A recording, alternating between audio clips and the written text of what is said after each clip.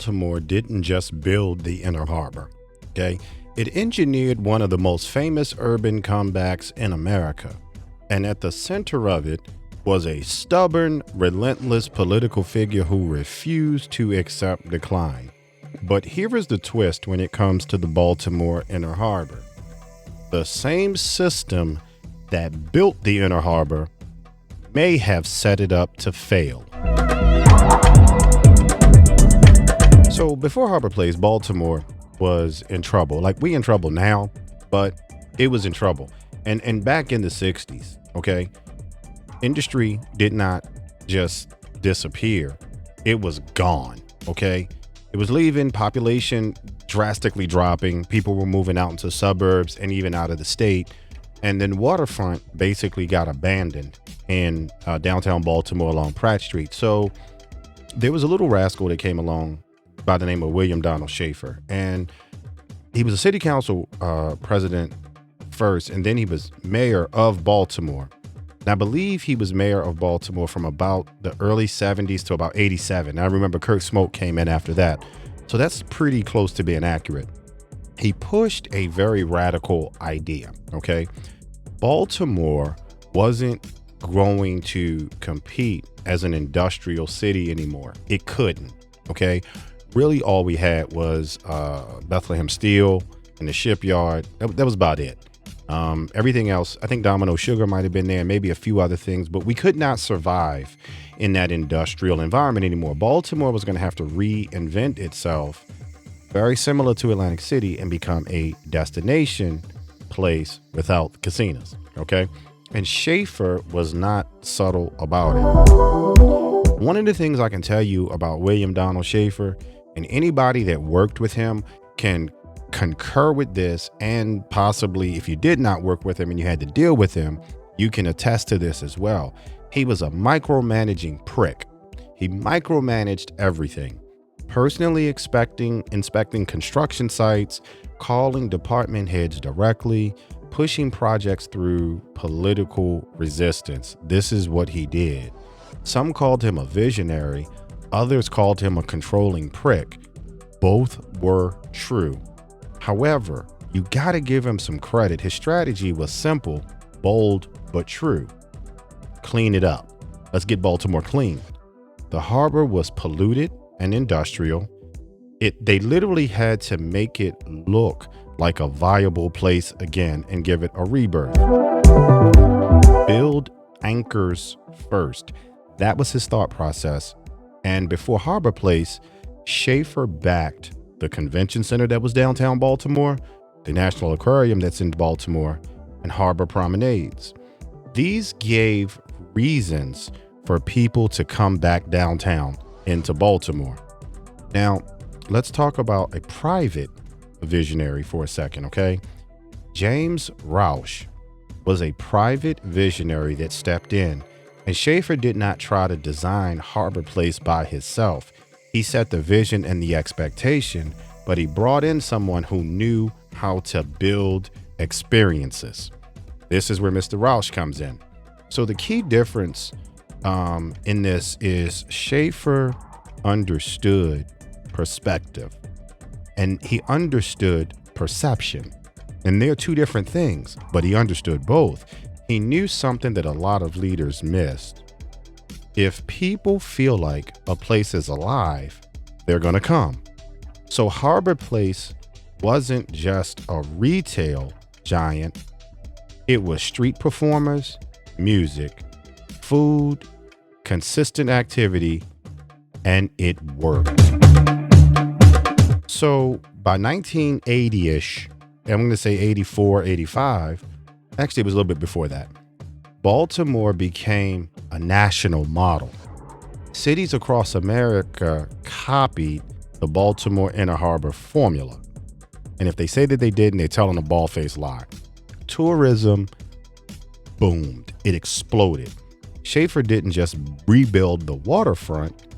He helped invent the modern downtown revival playbook. And as much of a prick as he might have been, those who might not have liked him, you will never take that from him. That is what he did for Baltimore.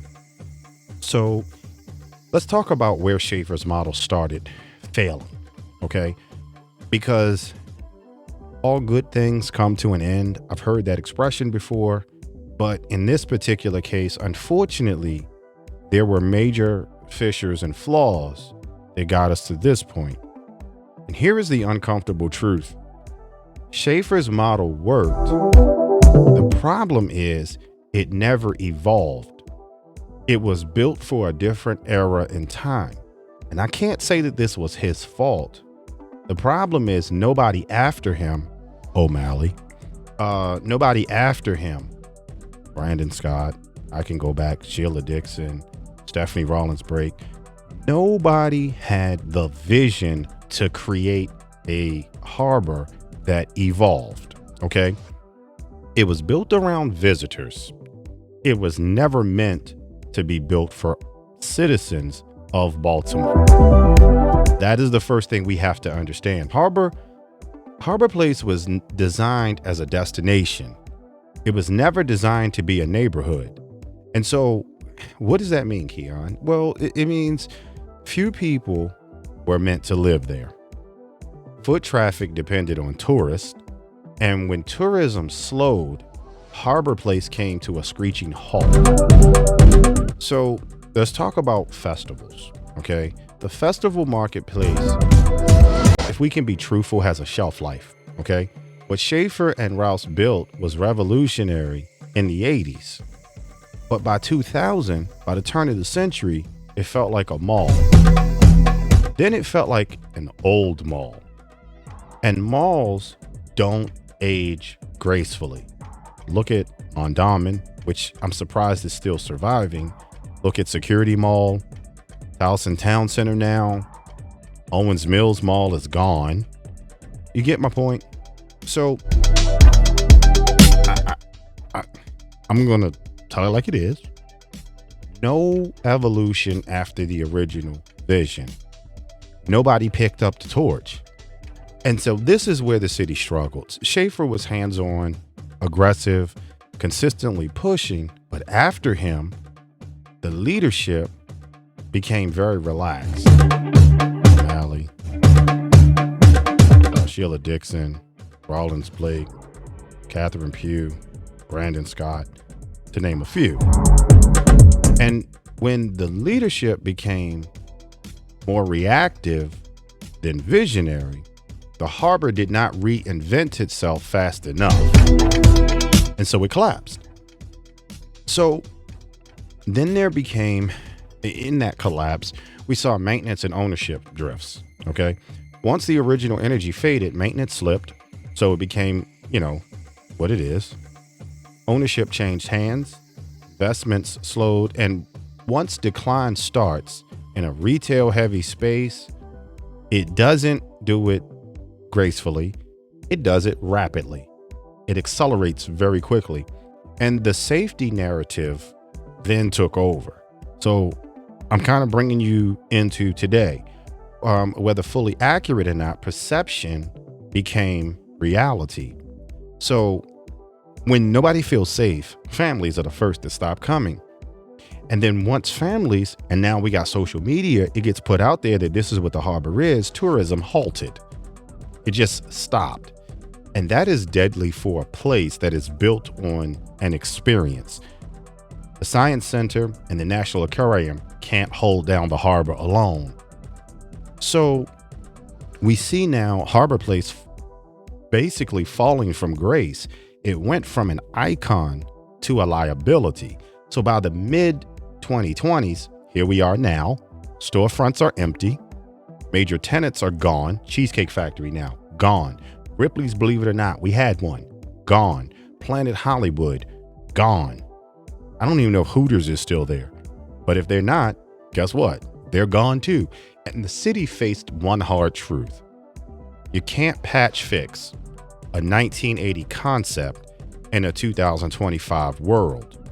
So instead of reinventing or renovating it, they choose to start over. And I actually agree with that.